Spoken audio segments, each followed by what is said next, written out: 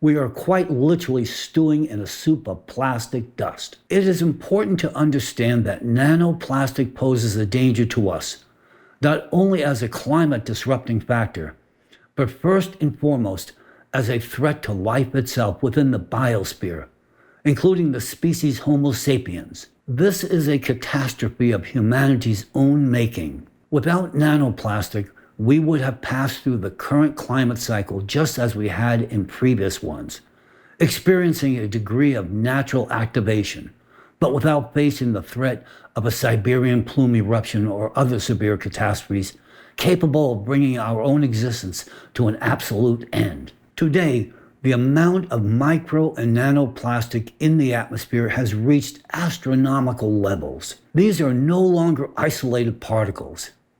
They now constitute a new permanent component of our atmosphere. Let me remind you that up to 25 million metric tons of plastic particles are transported each year over thousands of kilometers by sea air, ocean spray, snow, and fog, crossing countries, continents, and oceans. And this figure accounts only for the portion of plastic movement that current instruments can roughly detect. When it comes to nanoparticles, scientists still have very little accurate data on their atmospheric concentration simply because modern instruments are not yet capable of detecting and distinguishing them reliably. According to preliminary estimates, the concentration of nanoplastic may be several orders of magnitude higher than that of microplastic, but reported values still range from thousands to millions of particles per cubic meter of air. Once exposed to ultraviolet radiation,